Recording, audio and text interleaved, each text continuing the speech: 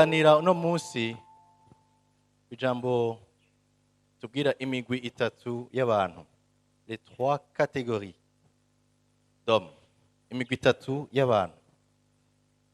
Ibi tuza kubiganira kuko turi mu gice cyo gukura mu gusa na Kristo Yesu. Igice cya kabiri cy'umwaka twama tuganira ku byerekeye ibidufasha gukura tugenda dusa na Kristo Yesu. Iki cigwa rero kiraza kudufasha kuraba inyuma yaco umwe wese araza kwiraba ati mbega ngejeje he canke ni mu mugwi uyuhe, nkeneye gukora iki niyihe ntambuko ikeneye gukorwa kugira ngo nanje mfate urwo rugendo neza rwo gukura nsa na Kristo. Reka rero senga Imana.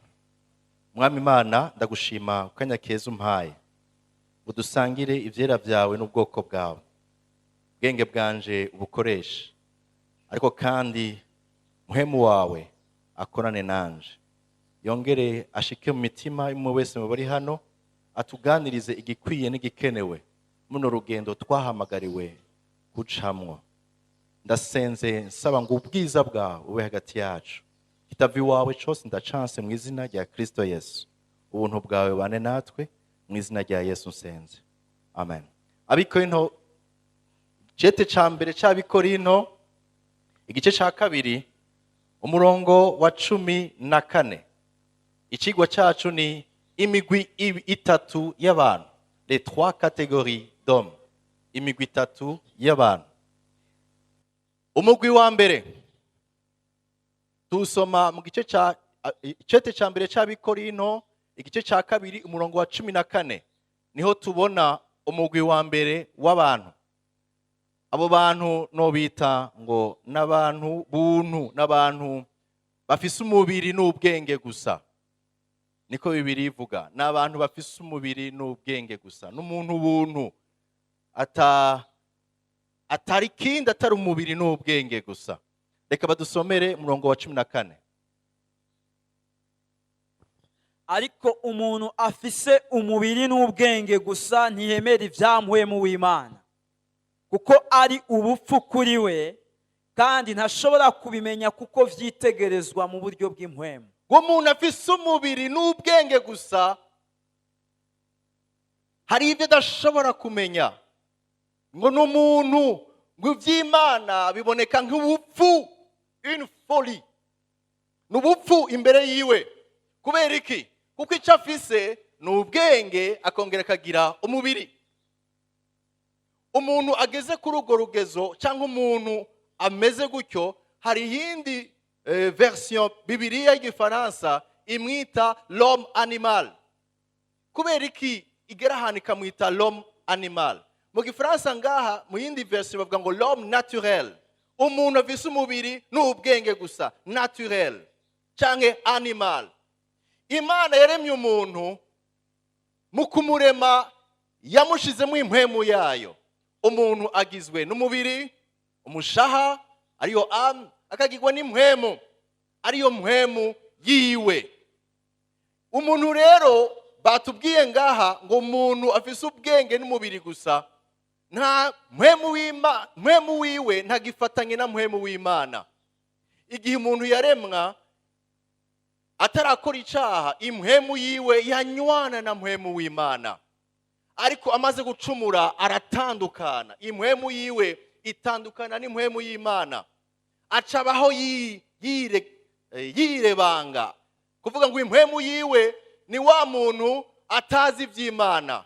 Niyo umubwiye ivy'Imana ntashaka kuvyumviriza, ahubwo avuga ngo n'ubusazi. Naho murahora mwumva bamwe bababwira ngo barabakorofye. Nukuvuga ngo ivy'Imana aragerageza kubirondera kubimenya, ariko biramusiga kuko Bibiri tubwira ngo bisobanurwa mu buryo bw'impwemu. Impwemu yiwe nayo ikaba itari connecte. Bibiri ivuga ngo aba yarapfuye. Umuntu nk'uyo ngo yarapfuye. Abanyefeso igice ca kabiri umurongo wa mbere ushika kuwa 4, Abanyefeso igice ca kabiri umurongo wa mbere ushika kuwa 4, Bibiri tubwira ngo namwe yabagiranye bazima hamwe na Kristo. Dusomere kuva ku murongo wa mbere. Namwe yarabagize bazima hamwe mwari mupfuye mwishwe n'ibigabitanyo n'ivyaha vyanyu. hamwe mwari mupfuye mwishwe n'ibigabitanyo n'ivyaha vyanyu yabagize bazima. Ivyo mwagenderamo kera nk'uko ivy'isi bigenda, mwumvira umwami w'abaganza ikirere, niwe mpwemu ikorera mu bantu b'intabarigwa. Gushika ku murongo wa 4. Kandi natwe twese twahora muri bo kera mu kwifuza kw'imibiri yacu, tugakora ivyo imibiri n'imitima vyacu bigomba. Tugakora ivy'imibiri n'imitima yacu igomba. Kandi mu kameremere kacu twari abo kurakigwa nk'abandi bose. Twari abo kurakigwa.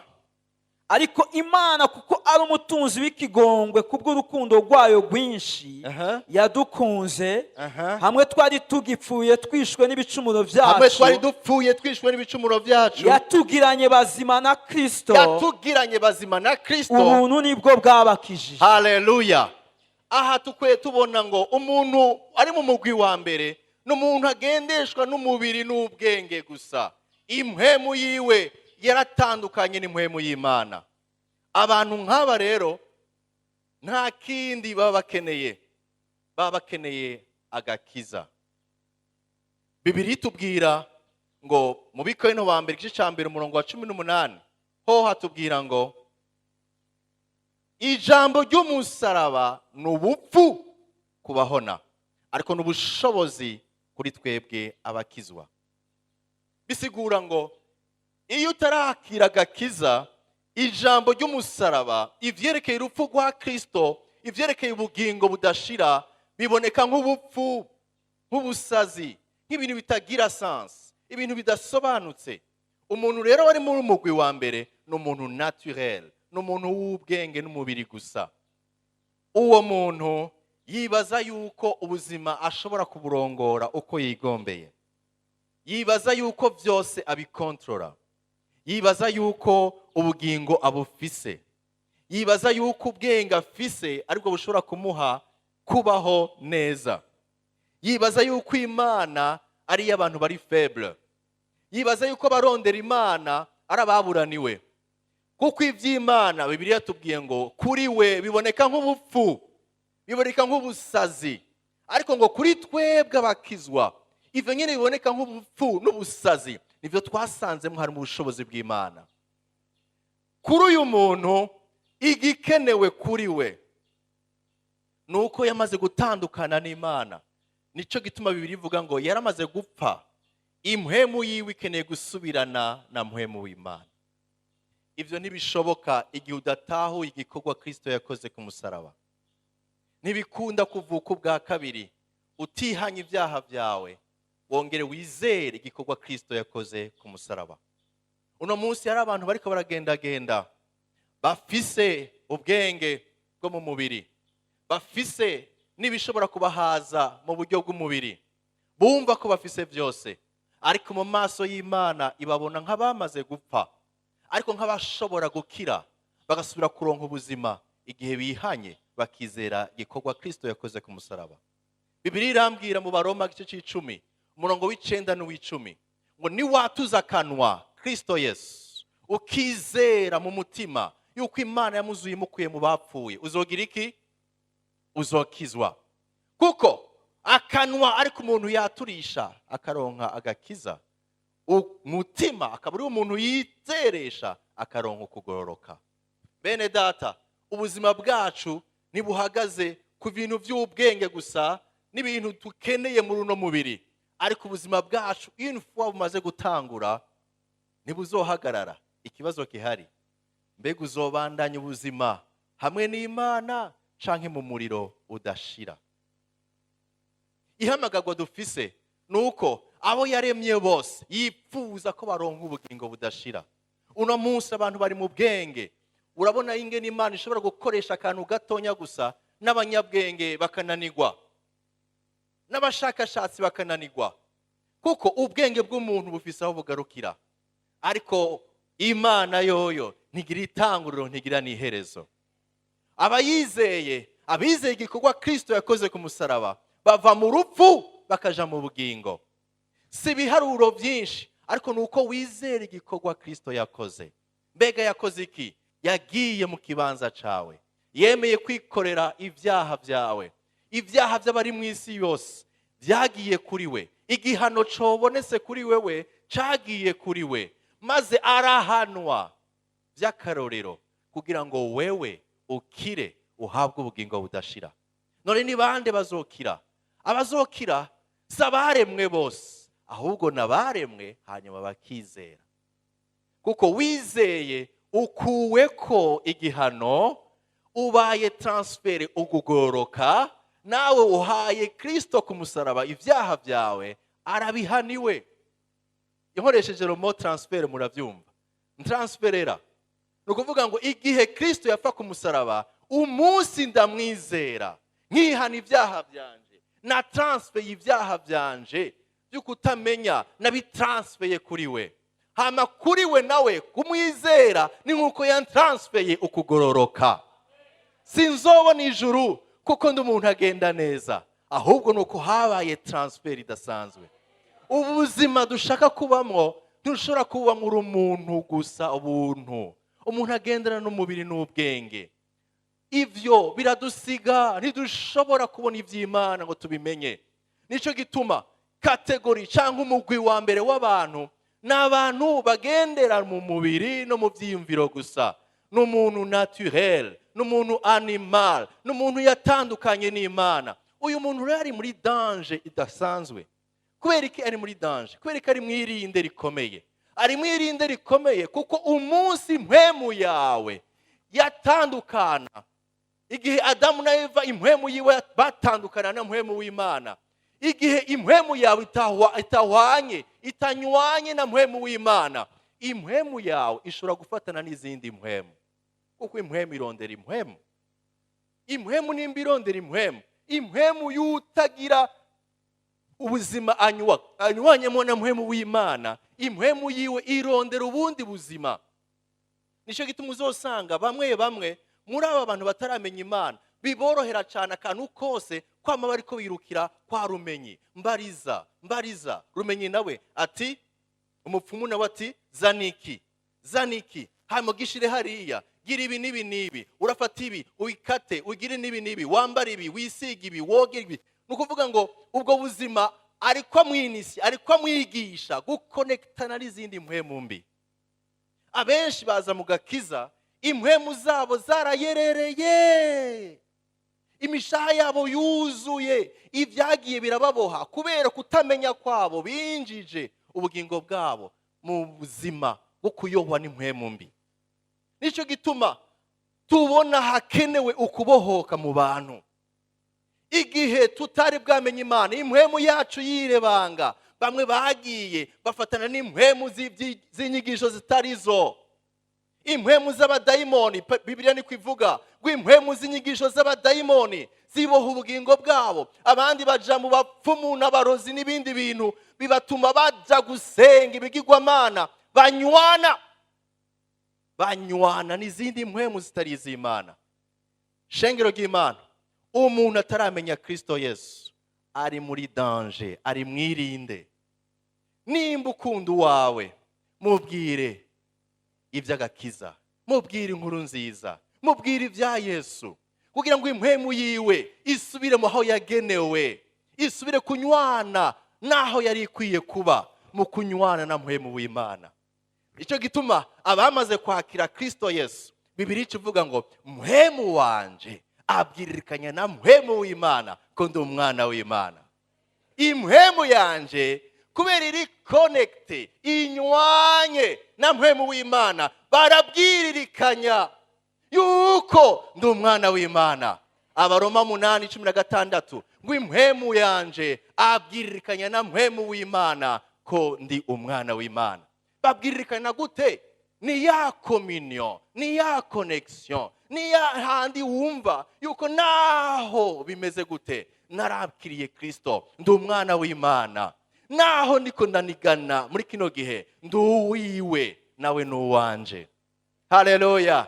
Ntaco wahinduye mu bindi biboneka, nimba ho rukundo ubushaza, nimba ho rukundo inyama, ni yahindi nyene.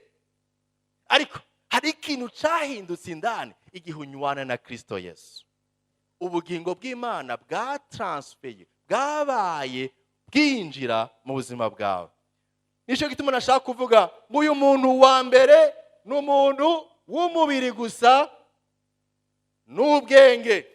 Icyo akeneye, andika icyo akeneye kugira umuntu ave muri iyi kategori canke muri uyu mugwi aje mu yundi mugwi tugiye kuvugana. Akeneye iki? Uyu muntu akeneye kwakira agakiza, akeneye kuvuka ubwa kabiri, akeneye kwihana ibyaha no kwizera igikorwa Kristo yakoze. Ivyo vyose uko ndayivuze uko ari bitatu ni bimwe. Akeneye agakiza. Agakiza nako ni iki? No kuvuka ubwa kabiri. Umuntu avuka ubwa kabiri gute? Igihe yatuye ibyaha vyiwe akizera uwamupfiriye ku musaraba, yakira ubugingo budashira. Uyu muntu nta kindi tumubwira, ariko kandi kubera ibi bintu Bibiliya yatubwiye ngo abifata nk'ubupfu, nk'ubusazi, n'ibintu adatahura. None noshobora kubwira gute umuntu ivyo ndiko namubwira abibona nk'ubupfu n'ubusazi? Vyogenda gute? Nico gituma atawukwiye kwihaya no kwishima ngo jewe ngo uwo mbwiye ngo aca yakira agakiza. N'ubuntu bw'Imana. Nico gituma naho wobwira abangana gute, gira umutima wo kubasengera. Sengera abantu bawe, sengera abataramenya agakiza, senga ngo Imana yugurura ubwenge bwawe, senga ngo imitima yabo yorohe, bashobore kugurukirwa, batahure inzira y'agakiza, batahure ubuntu butangaje bagiriwe, hama bizere mu mutima bahabwa agakiza. Sengera imiryango yanyu. Ndibuka ntarakira agakiza, mama na mushikanje bahora bansengera ko babona ko nabaye mu adolescent, sigaye ntashaka ivy'Imana. Ariko igihe cyose bama basenga, Mana hagakiza eme, Mana mufashe muhagakiza, umurinde ntaje mu bintu bibi, ariko umufashe Mana, ugurura amaso yiwe umuhagakiza. Maze kwakira agakiza, nkumva yuko bansengera ijoro ryose, iminsi yose mu ijoro bama bansengera, ntashaka gusenga. Numva nanje ntewe intege yo gusengera abatarakizwa. Hari ububasha mu masengesho. Ni igiki gishobora korosha umutima w'umuntu abona ibintu byose ukamengana ubusazi? Igishobora kuvyorosha n'ubuntu bw'Imana, na mpwemu w'Imana menagura umutima ukomantaye. Sinshobora kubikora, ariko nizeye Imana nkayisenga, irashobora kumenagura imitima ikomantaye. Haleluya. Uyu muntu mwumvise ingene ashobora kuva muri uyu mugwi akaja mu yundi. Umugwi wa kabiri bavuga ngo ni l'homme charnel, umuntu wo mu mubiri. Mu Bikorinto ba mbere igice ca 3 umurongo wa mbere ushaka kuwa 3. Abikorinto ba mbere igice ca 3 badusomere kuva ku murongo wa mbere gushika kuwa 3. Uyu ni umuntu wo mu mubiri, n'umunyamubiri, umunyamubiri. Mumve uyu muntu wari we. Kubwanje bene data, Paulo yandikira Abikorinto, kubwanje bene data, sinashoboye kubabwira nk'ab'impwemu. Oya, sinababwiye nk'ab'impwemu. Nababwiye nk'abaganzwa n'akameremere k'imibiri yabo. Nababwiye nk'abantu bari charnel, bari mu mubiri. Nk'abana b'inzoya muri Kristo. Umviriza, nk'abana b'inzoya hehe? Muri Kristo. Muri Kristo. Nabaramije amata, sinabagaburiye ivyo kurya bigumye kuko mutari bwabishobore, kandi n'ubu ntimurabishobora. Nabahaye amata kuko ivyo kurya bigumye mutari kubishobora, kandi n'ubu nyene ntimurabishobora. Kuko mukiganzwa n'ivy'akameremere kanyu ko muri mwebwe. Muracaganzwa na kameremere kanyu ko muri mwebwe. Hari ishari n'ugutongana. Ishari n'ibitutsi. Ntimuganzwa navyo. Mbega sivyo bibaganza? Ntimugenda nk'abantu. Ntimugenda nk'abantu. Aha bariko batwereka umugwi wa kabiri w'aba bantu, abanyamubiri. Aba banyamubiri bagereranywa n'abana muri Kristo. Aho kano wo kwandika. Umugwi wa kabiri w'abantu n'abanyamubiri, n'abana muri Kristo. Baganzwa na kamere kabo k'umubiri. Aba bantu baravuye mu mugwi wa mbere, barizera Kristo nk'umwami n'umukiza, bavuka ubwa kabiri, ariko baracari inzoya mu gakiza. Mu vya Kristo baracari abana. Kubera iki? Kuko ngo baganzwa n'umubiri, barongorwa n'umubiri, barongorwa n'ivyifuzo vyabo vy'umubiri. Yavuze bimwe bimwe, hariho n'ibindi tuza gusoma. Aba bantu barakiriye Kristo, baravutse ubwa kabiri, ariko ngo ni inzoya. Ni inzoya bisigura iki? Ni inzoya kuko hari inyifato zaho Imana yashaka kudushikana mu rundi rugezo rwo kuba abantu bakuze, bizera, bakorera Imana, ariko abo bantu ntibarashika kuri urwo rugezo. Baracari abana. Bakeneye iki? Imfungurwa izihe? Amata. Abamama murazi ingene bagenda bababwira mugaburira abana bakiri bato. Sindabona uruyoya rukivuka mu mezi makenya gusa, bamwe abavyeyi barara bicaye. Barara bicaye kubera iki? Arararira. Akantu kose akeneye ararira. Arushe ararira. Ashonje ararira. Yigize ko ararira. Ikintu cyose ararira. Ni umwana. Sindabona umuvyeyi aca mufata muryamike kuri ico gitanda amukubita gashi cyangwa amukubita inkoni. Wa mwana we, uvyutse urirasa, uvuga utera induru saa 8 y'ijoro, hari akantu ni wowe inkumi. Hari umuntu bambwiye yavyanditse gutyo, ati umukobwa tuvyaye atanguye kuzararira avuga amajambo menshi saa 9, hari akantu ni yakura.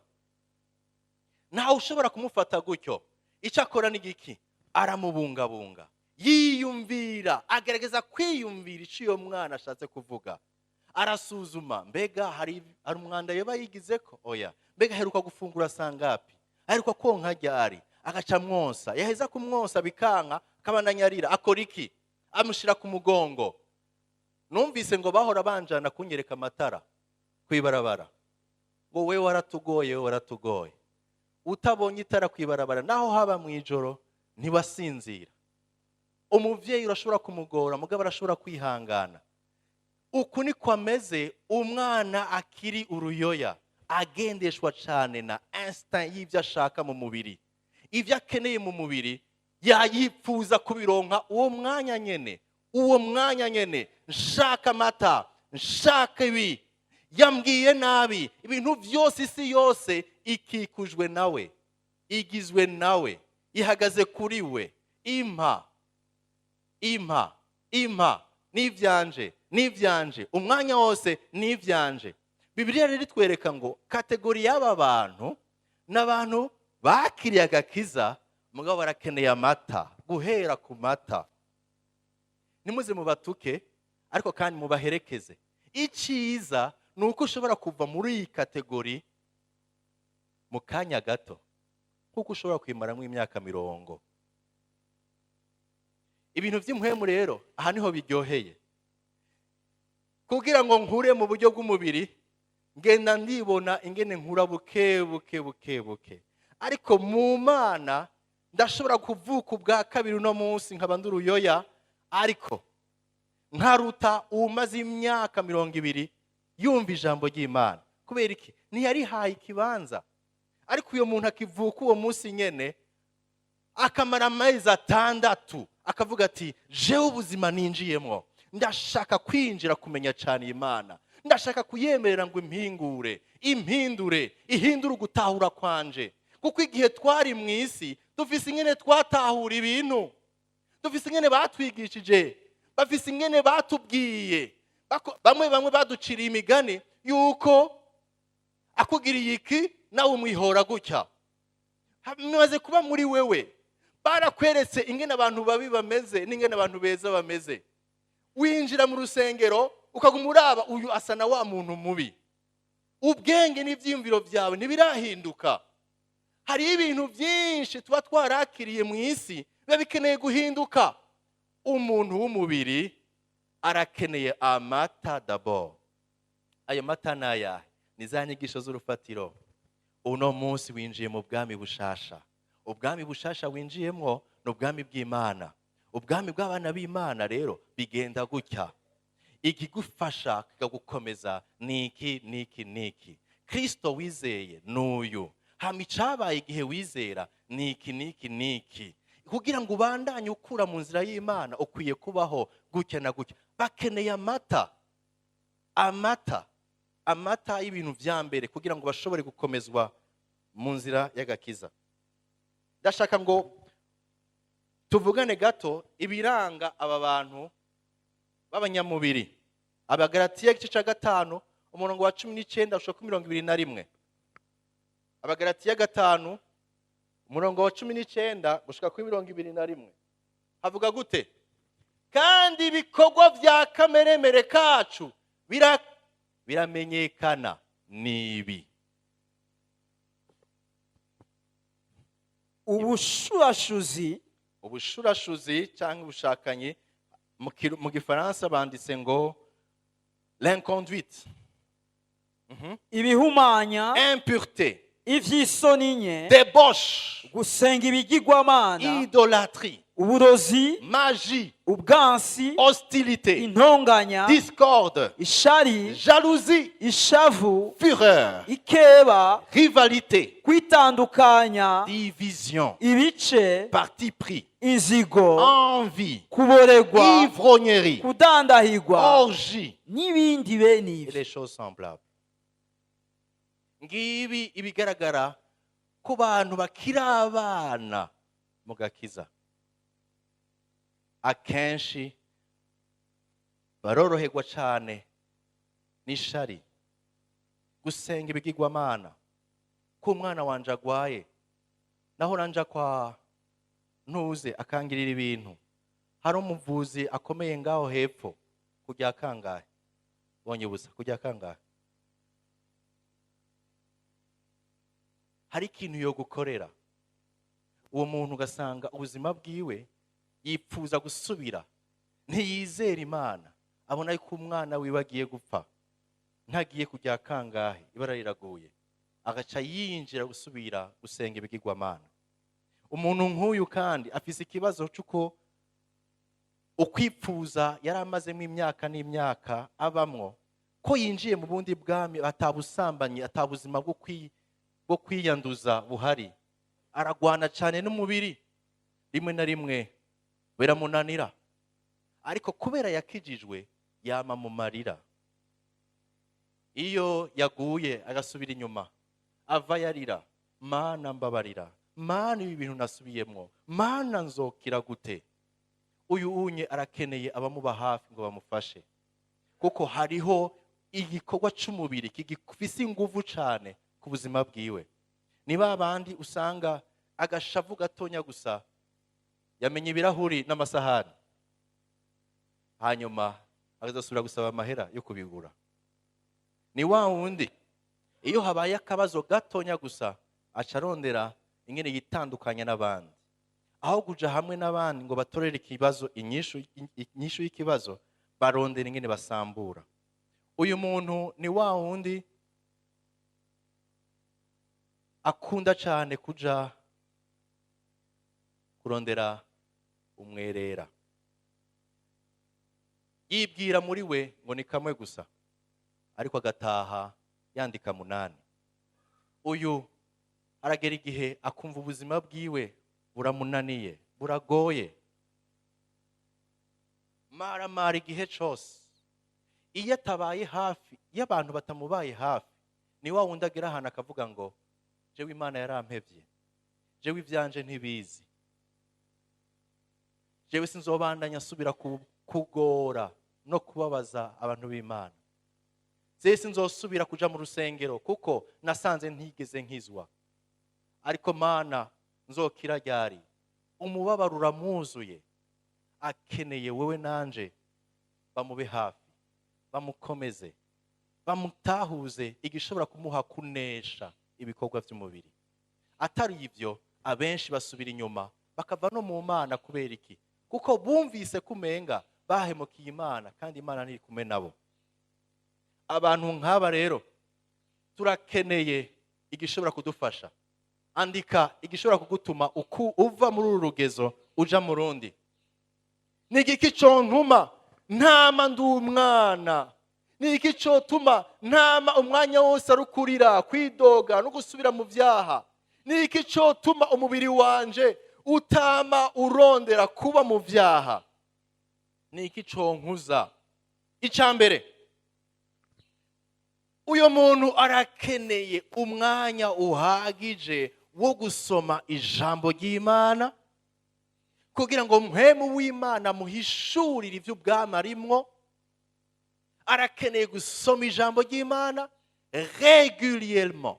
Kuvuga iki? Apana kurisoma uri mu rusengero gusa kuwa Mungu.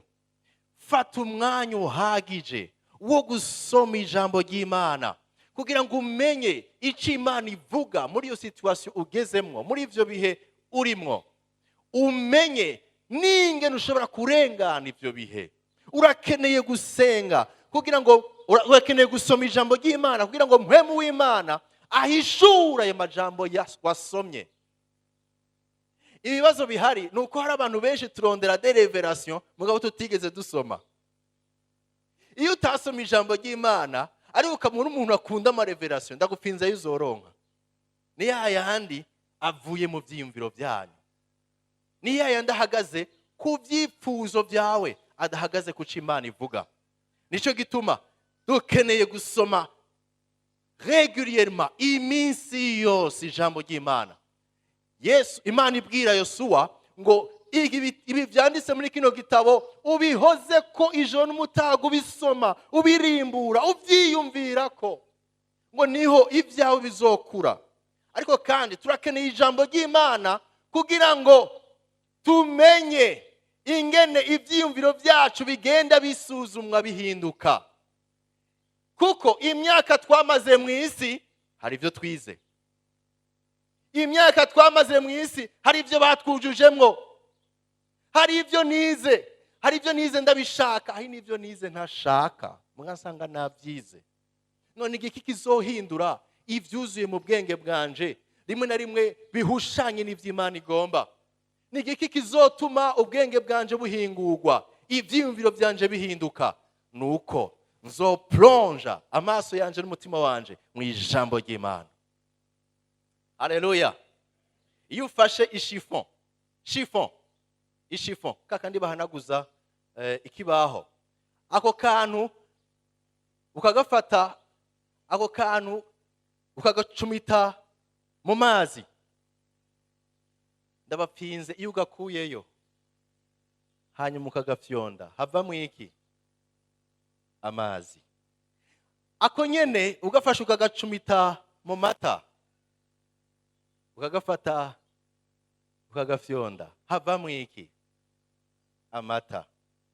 Ubwenge bwanyu bumeze nk'iyishifo. Icyo ushize mu ubwenge, icyo ushize mu mutima nico cuzura. Rimwe na rimwe haragiye twiyumvira ngo kubera ko uyu muntu akivuga ibintu nk'ibi, ikibazo kihari ni ikihe? Ni ivyo yamaze imyaka acumiswemwo, ivyiyumviro vyiwe birimwo. Ariko umunsi yatanguye urugendo rwo kuzarakanya bya bindi bibi bikavayo, hama agacumita mu ijambo ry'Imana, azohindura n'ivyiyumviro. Imvugo yiwe izohinduka. Umunsi umwe mwene data ariko ararongora igikorane, ararongora yumva araryohewe. Uzatwumva arahiye nk'abungere ngo ibara riragoye, turabura iyo tuja, turinyegeza, bamwe tuja munsi y'intebe twiyumvira nibasha abantu baba bavyumvise karabaye. Ikibazo cyabaye kuri uwo mwene data ni ikihe? Nuko ivyo avuye kwishengero afise abandi bajama bahura nabo munsi y'igiti bakagira iki? Ni ivyo nyine birigwamo. Rero yibagiye yuko imbere ya bene data atanguye gukora bya bindi by'abungere. Bene data, igishobora guhindura ivyiyumviro byacu ni ikihe? Nuko ivyiyumviro byacu tubicumita mu ijambo ry'Imana. Soma, rimbura, soma usubire, korana na bene data, mubwirane za zaburi, mucaranjingane n'amaverse ya Bibiliya, ubaze ati bavuga iki, jewe nahamenye gutya, hahinda ubuzima bwanje gutya. Komezanya abo turi kumwe. Haleluya. Iki nicyo kidushoboza kuva mu byiyumviro byacu bya kera. Ntibizohera kuko wavuze ngo sinshaka kubyiyumvira. Oya, naho uvuga ngo biraza. Mugenzanje y'amahunga ibi byiyumviro bibi, igihe turi kumwe mu ibarabara ahari hose naguma numva avuga ndamazanye n'amaki, reka sha bazi ibyiyumviro biriko birantera. Tukabandanya tugezaho tugomba kujabuka mu ibarabara, mwumva ngo kakanguka, abaza ni kubera iki, nereka sha urazi ibibazo, urazi ibyiyumviro byanje ngene byari bitewe. Bene data, muzoruha muri hari naho muzoboneka nk'abasazi. Ariko igishobora kuduhindura ibyiyumviro ni giki? Ibyo byiyumviro biraza, ariko ndabibwira ngo nitukiri kumwe. Haleluya. Yesu ari ku musozi gusenga, Satani aramugendera. Mbe murazi ko yamuteye mu byiyumviro? Ingo ndakwereke, duga hejuru, urahabona raba hariya hose, kiya ni gisagara, ndashobora kukiguha. Urabona hajya bose uzoshibatwara, ariko kandi upfuka musenge. Yashiye agira ngo yavuze ngo vyongeye handitse ngo ntugasenga uyundi atari uhoraho Imana yawe gusa. Yamunesheje kijiki ijambo. Bwira mugenzi wawe uti akira ijambo, apana kumukorako. Soma ijambo. Abenshi turamara imyaka ugasanga ubwingo bwacu n'ibyo dukora ntibyigeze bihinduka. Imvugo zacu ni za zindi, ingene tubayeho ni kwa kundi, ariko kandi tugomba tuvuga ngo twarakijijwe. Turi des éternels enfants. Ugasanga bahagumye ari abana ibihe byose. Igishobora kumutuma uwo muntu akura ni giki? Icambere nabasabye kwandika nuko afata umwanya wo gusoma ijambo, kandi akabiberamwo maso, apana kurisoma kuko yabuze icyo akora. Apana gusoma ijambo ry'Imana kugira ngo akanya kabe kararengana. Oya, bifatira umwanya uhagije, kandi usenge kuko ni iry'Imana, si igitabo, si Roma, ariko ni ijambo ry'Imana. Usenge, Mana ndashaka gusomera ijambo ryawe, mpishurira icyo ugomba kubyo ubuzima bwanje guhinduka. Ni sawa? Icya kabiri, kugira ngo uyu muntu ave muri iki gice, muri uwo mugwi w'abanyamubiri, arakeneye gusenga. Ubwa mbere navuze gusoma ijambo. Icya kabiri, gusenga. Kubera iki? Kuko umwanya wawe wo gusenga uguha ingufu n'inkomezi zo kunesha ibyifuzo by'umubiri. Ndagisubiramo. Iyo ubaye umuntu arondera Imana mu masengesho, atari uyirondera muri ya masengesho ya nanje mpa, warahaye ntuze, nanje mpa, Mana kweri kutarampa. Oya, amasengesho yo guhingurwa no gusaba Imana ngo ihindure ubuzima bwawe, amasengesho yo kuyihimbaza, amasengesho yo kutemerera ibyiyumviro n'ibintu bibi by'umugwanizi kugenda bihindura ubuzima bwawe. Ayo masengesho atuma impemu yawe yavutse ubwa kabiri ikomera. Niho abantu bahora bavuga ngo ujya arakomeye spirituellement. Akomejwe n'iki? Ahagaze mu ijambo, akongera akagira umwanya mwiza wo gusenga. Impemu w'Imana yamufashije yuko impemu yiwe ikomera. Imaze gukomera inesha ibyifuzo bya kameremere. N'ibintu bibiri bigwana. Kameremere kacu karatugwanya. Ndashaka kubabwiza ukuri, uko uri kose bugingo ukiri hano ku isi, uyu mubiri wambaye niwo mwasi wa mbere akugwanya hano. Ariko ibintu byose twamaze tubwira ngo ni Satani. Hari n'igihe uyu mubiri wawe wambaye kuko urimwo ukwipfuza ibyaha. N'igiki kizonesha ntiwamugwa mu byaha uba umunyamubiri? N'igiki kizogutuma uva kuba umunyamubiri? Nuko uzorondera igikomeza impemu yawe. Impemu yawe ikomeze ineshe umubiri.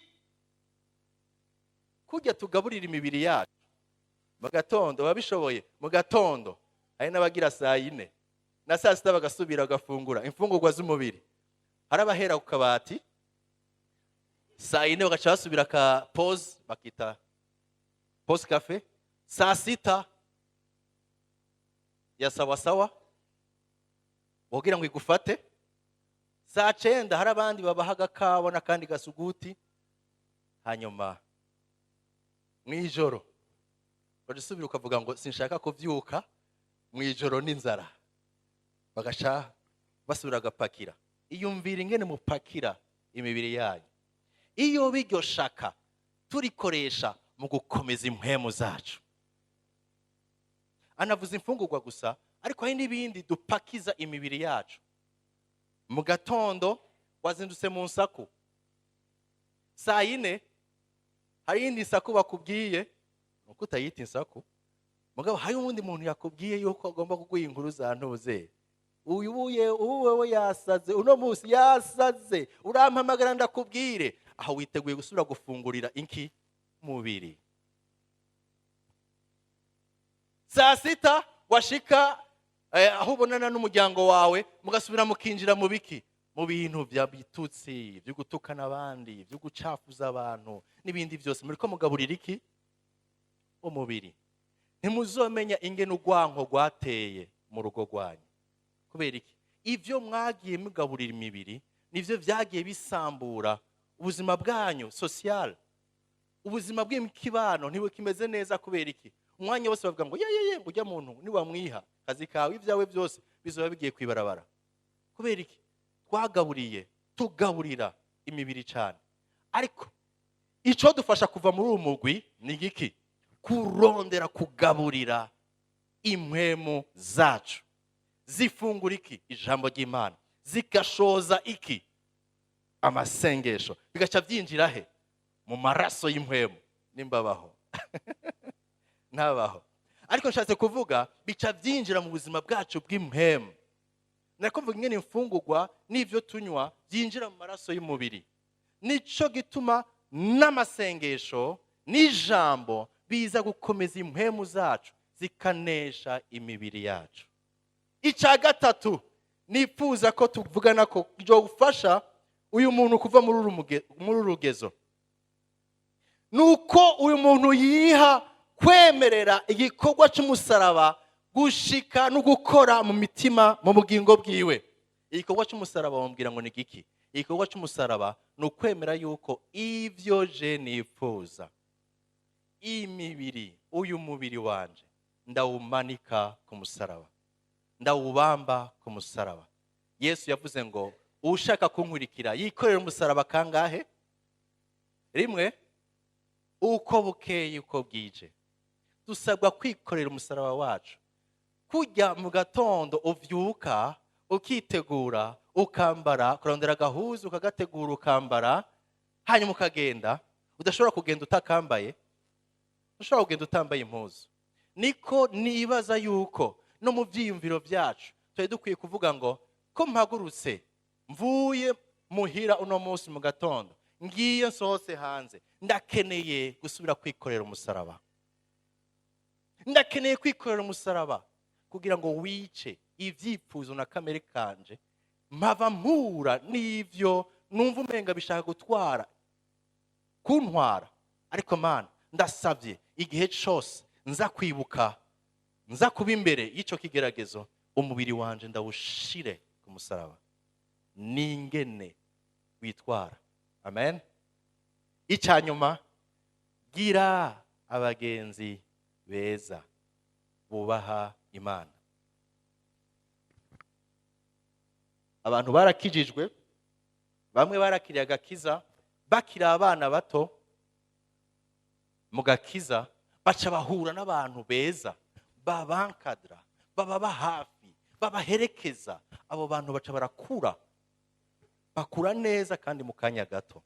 Abandi nabo barakira agakiza bavuga ngo ariko jewe kazima nakiriye agakiza mfise ijuru, ariko kandi jewe bajya bagenzi naho nzi ko ivyo barimwo ari amafuti, sinshobora kubaheba, sinshobora gutandukana nabo, nzogumana nabo. ego uzogumana nabo mugo uzoguma uri umwana. Hari ivyo utazokwigera ukuramwo, n'ivyiyumviro vyawe ntibizohinduka, bizoguma ari ivyirabura, ari ivyiyumviro bikujana mu vyaha. Rero kompanyi irafise uruhara rukomeye, abantu mujana barafise uruhara rukomeye ko gushobora kugufasha kuva n'ingoga muri urugezo rw'abanyamubiri. Umugwi wa nyuma ari wa gatatu, mwamaze kuwiyumvira, mwibaza ko ari umugwi yohe? L'homme spirituel, abanyempwemu, abantu bagendeshwa na mpwemu. Bibiliya itubwira gute? Abikorinto ba mbere igice ca kabiri umurongo wa 15 ushika kuri 16. Abikorinto ba mbere igice ca kabiri umurongo wa 15 ushika kuri 16. Havuga gute? ariko umuntu w'impwemu asesa vyose. Umuntu w'impwemu asesa vyose. Mu gifaransa ni il juge tout, adiscerna, asobanukirwa, amenya, asobanukirwa, atandukanya vyose. Kandi ubwiwe ntawe umusesa. Ninde yigeze kumenya ivyiyumviro vy'uhoraho ngo yigishe uhoraho? Ariko twebwe dufise ivyiyumviro vya Kristo. Uyu ariko avuga yuko umuntu w'impwemu arafise ikintu kimuranga. Cyo subira uvuge umurongo wa 12 naho duga hejuru 12 shoko 13. Aho nyene ariko ku murongo wa 12 na 13. Ariko tweho ntitwahawe impwemu y'isi. Ntitwahawe impwemu y'isi, ariko twahawe mpwemu ava ku Mana kugira ngo tumenye ivyo Imana yatugabiye. Twahawe mpwemu uva ku Mana ngo tumenye ivyo twagabiwe n'iyo Mana. Navyo nyene turabivuga, ariko ntitubivuga mu majambo yigishwa n'ubwenge bw'abantu. Ivyo tuvuga si ivyo mu mubiri, ariko tubivugishwa n'ayigishwa na mpwemu. Tugereranya ivy'impwemu n'ivy'impwemu bindi. Ariko umuntu afise umubiri n'ubwenge gusa niyemera ivya mpwemu w'Imana. Twavuze. Donc aha bariko batwereka ibiranga uyu muntu w'impwemu.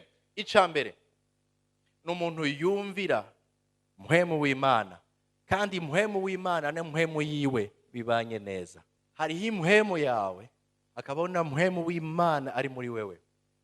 Uyu muntu w'impwemu yumvira mpwemu w'Imana, kandi mpwemu yiwe na mpwemu w'Imana baranywanye. Ikindi naco, uyu muntu impwemu yiwe ishishikara gukomezwa mu ijambo rya Kristo no mu masengesho. Niko kunywana. Ntushobora kunywana mu vyiyumviro, ari kunywana mu mwanya mwiza w'amasengesho n'ijambo. Uyu muntu impwemu yiwe inywanye na mpwemu w'Imana mu masengesho. Umviriza ibimugaragara ko uyu muntu bimugaragara ko nuko ashobora kudiscerna, arashobora gutandukanya, akamenya ibintu. Il juge ou discerne les choses spirituelles. Arasobanukirwa ibintu by'impwemu. Mwumvise atandukanye gose na wa wundi wa mbere, kuko wa mbere we wabona ko ari ubusazi. Ariko uyu arashobora kumenya ivy'Imana n'ivya Satani, akabitandukanya kandi n'ivy'Imana, ivy'Imana imugomba ko n'ivyigomba ku bandi. Ndashaka ngo mumfashe musoma aha hantu ivyakozwe n'intumwa 16 umurongo wa 6. Mwumve akarorero nagomba kubaha k'umuntu w'impwemu yitwa Paulo. Hari ikintu Paulo yariko aragenda avuga ubutumwa bwiza, ariko ikitwereka yuko uyu muntu yari umuntu w'impwemu anywanye na mpwemu w'Imana. Ivyakozwe n'intumwa 16 umurongo wa 6 havuga gute? Baca mu gihugu c'Ifurugiya, baciye aho hantu bagiye mu ivugabutumwa, ni Galatiya. Babuzwa na mpwemu yera kuvuga ijambo ry'Imana muri Aziya. Baca bagira iki? Bashitse ahabangikanye ni Musiya, bagerageza kuja Ibutuniya. Mpwemu wa Yesu ntiyabakundira. ndashaka ndababaze, wowe ugiye mu ivugabutumwa hanyuma mpwemu wa Yesu akakubuza, ntuwava uvuga uti iyi dayimoni yanteye ni iyihe?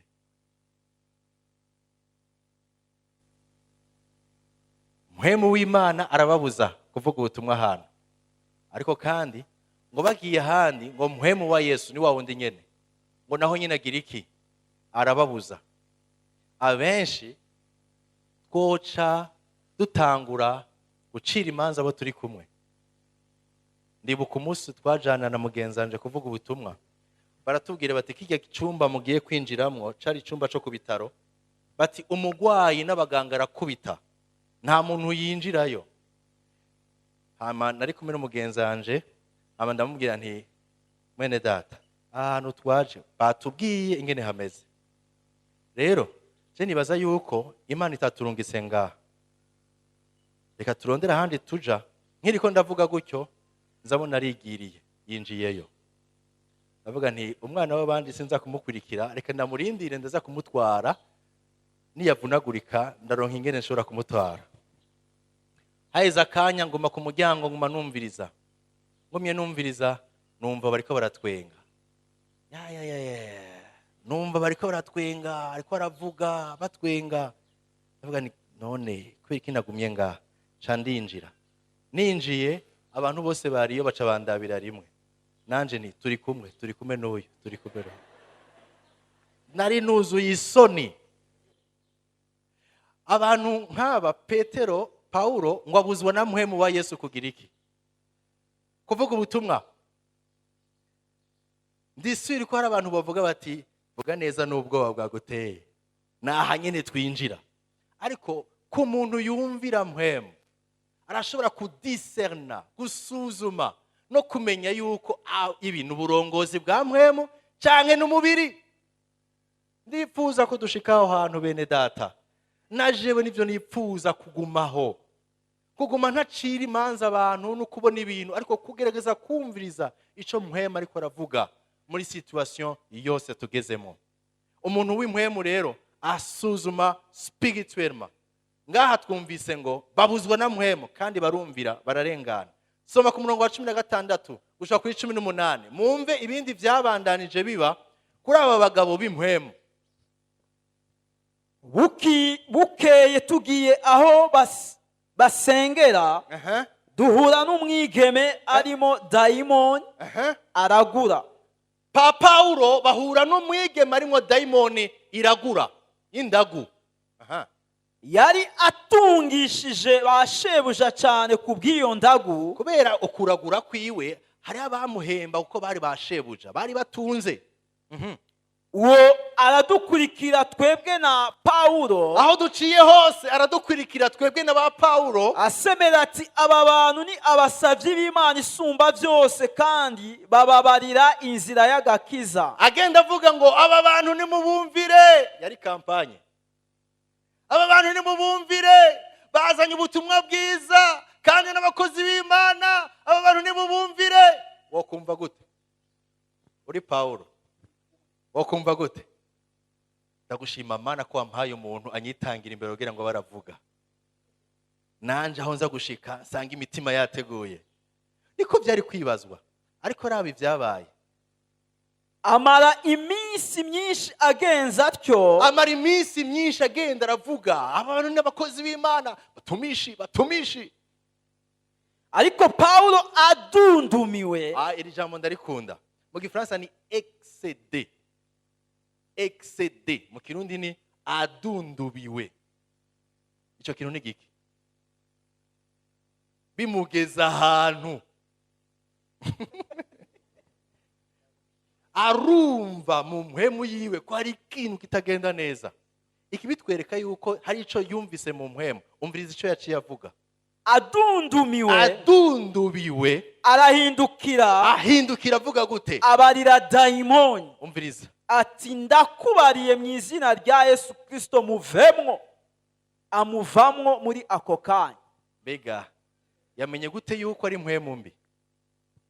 Jewe ndundubiwe kumbure no kwibaza nti ariko aranjena no mubwira nti muko aho watugendeye utubwira mu by'ukuri wakoze washobora kugenda ukaruhuka, mugabo wewe yaramenye yuko ari dayimoni iri muri we, arahindukira yibwira ngo muvemo. uwo mwanya nyene dayimoni muvamo, acaba umuntu normale, ntiyasubira kuja muri bya bintu byo kubona nk'indagu.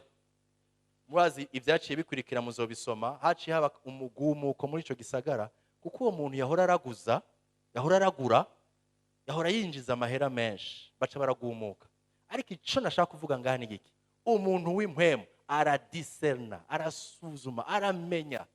hari n'ibintu umenga ni vyiza ku maso y'abantu, ariko inyuma bikaba bihishije impwemu mbi.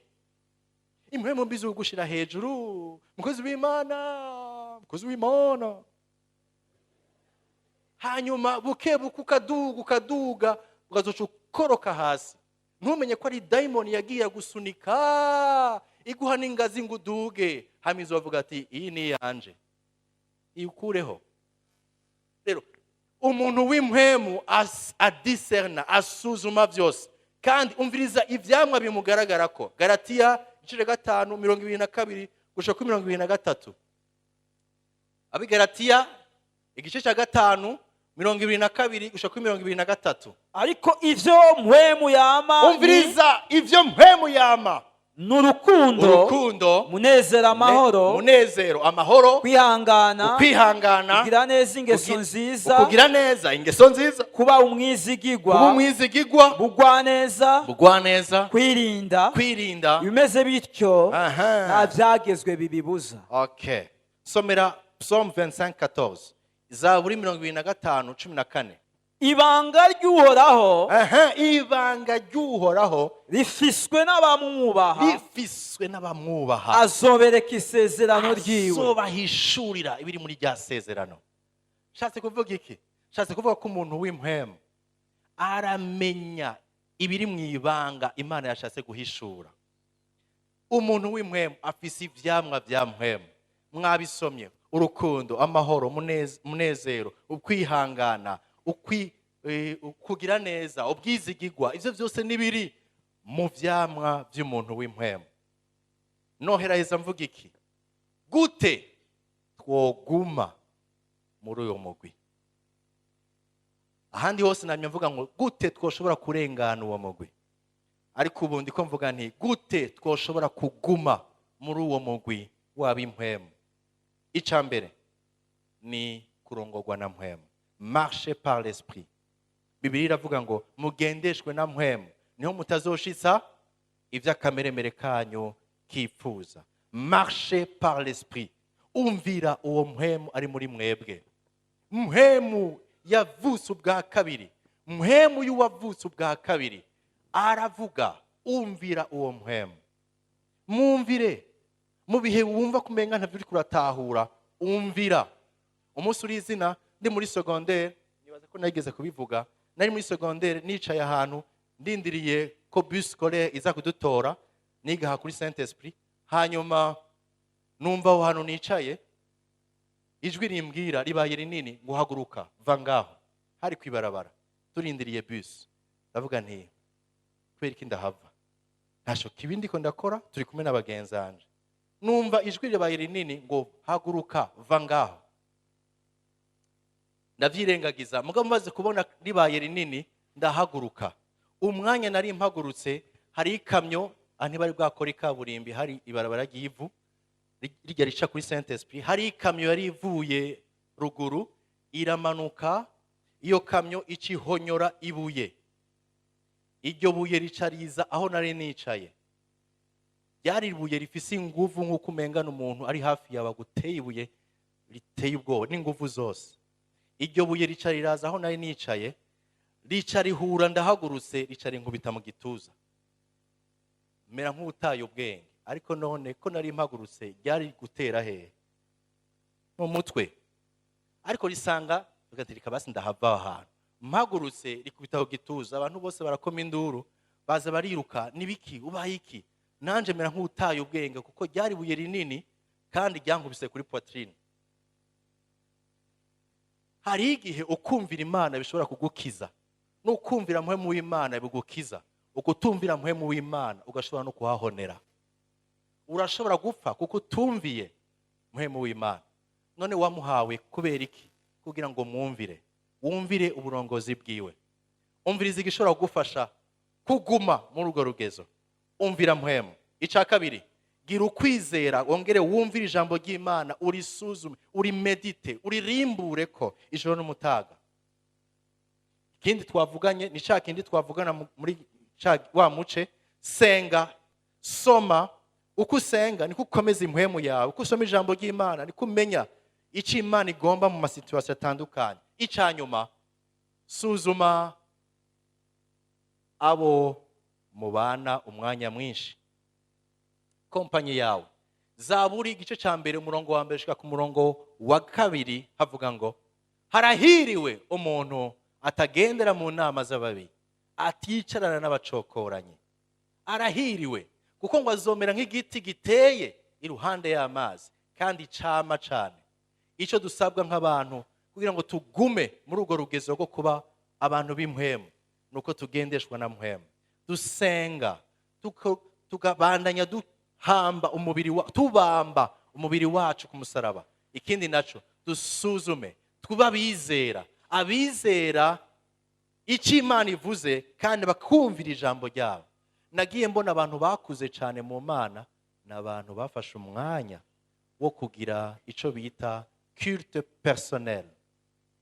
Abantu bafise umwanya wabo muhira iwabo wo gusenga no gusoma ijambo ry'Imana. Abo bantu barakuze cyane. Iyo bahuye n'abandi bagashishikara gukomezanya mu by'Imana. Ngiye gusenga mu kurangiza. Twumvise imigwi itatu y'aba bantu.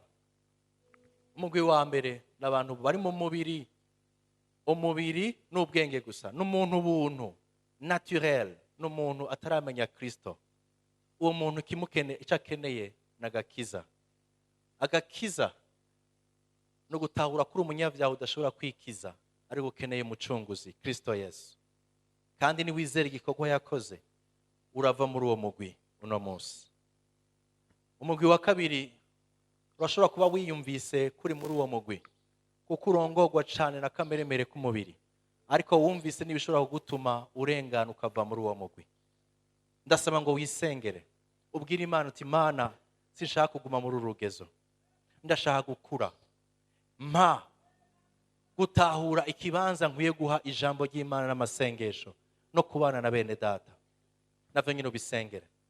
Birashoboka yuko rimwe na rimwe uraba umuntu yumvira kandi arondera kurongorwa na mpwemu w'Imana, ariko nashaka gusaba ngo ugumeyo, ugumemwo, ushishikare, ntucike intege. Naho uronka abaguca intege bakubwira ngo ivyo bintu vyawe urakavya, urarenza, oya, aho niho hari ubuzima bw'Imana. Shishikara kurondera, shishikara kubamba umubiri wawe n'ivyifuzo vyawe kugira ngo ubugombe bw'Imana bube mu buzima bwawe.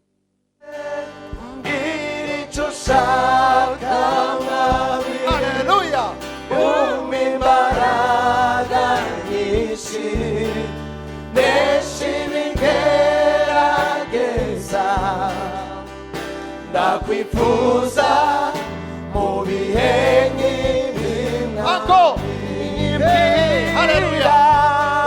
Bwira icyo ushaka mami, umimbaraga nyinshi neshibigerageza, ndakwifuza mu bihe nk'ibimwami.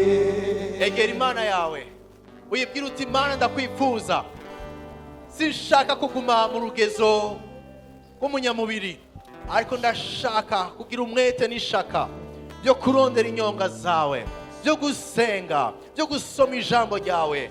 Mana, nshoboza, sinshaka guhora ndi umwana, ariko Mana, ndakeneye gukura kugira ngo mfashe nanje abandi gukura mu nzira yawe. Yey! Haleluya! Cyo ciza watweretse yuko hari urugezo rundi wifuza ko tubamo, tugendeshwe na mpwemo, niyo tuzoshitsa akameremere kacu kifuza. Turagukeneye Yesu we. Haleluya. Turagushaka Mwami Imana. Turakeneye ubugororotsi bwawe. Turakeneye kugendera mu byo ugomba. Turakeneye kumvira mpwemu wawe. Turakeneye kumumvira niyo tutari turasobanukirwa.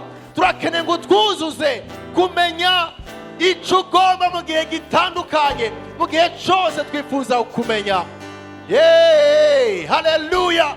Turagushaka Yesu. Turagushaka Yesu. Twuzuze mpwemu wawe. Twuzuze mpwemu wawe. Twuzuze mpwemu wawe. Haleluya. Twuzuze mpwemu wawe. Tushaka Mwami,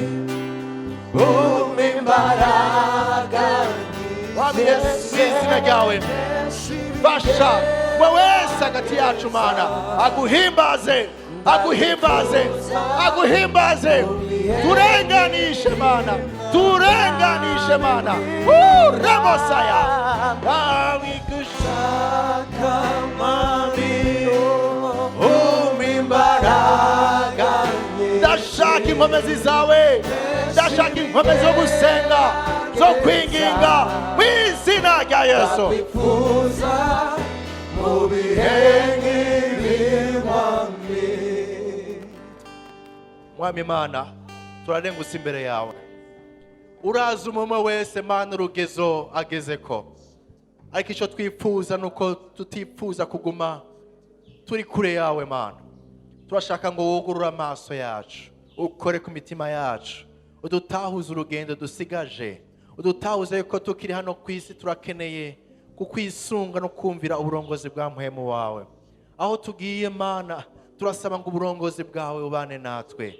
Ndasengeye mu izina rya Kristo Yesu abo baje bafise ingwara zitandukanye, ngo bagendere Mana, ubatahuze yuko ari wowe ukiza kandi ububasha bwawe ataho bwimiriwe. Reka gukira kwawe gutembe muri bo. Uwaje afise ingwara kubwira Mana ngo umukize, umugendere mu buryo budasanzwe, yumva gukira kwawe no kubohoka kwawe. Udushoboze gufatana urugendo nawe Mana, rwo kuguhimbaza, rwo kugutazira, rwo kukwizera no kukumvira. Izina ryawe rihabwa icubahiro. Indwi tugiye gutangura Mana, turasaba umugisha wawe, ubuntu n'amahoro byawe ibane natwe twese, mu izina rya Kristo Yesu dusenze dushima. Amen.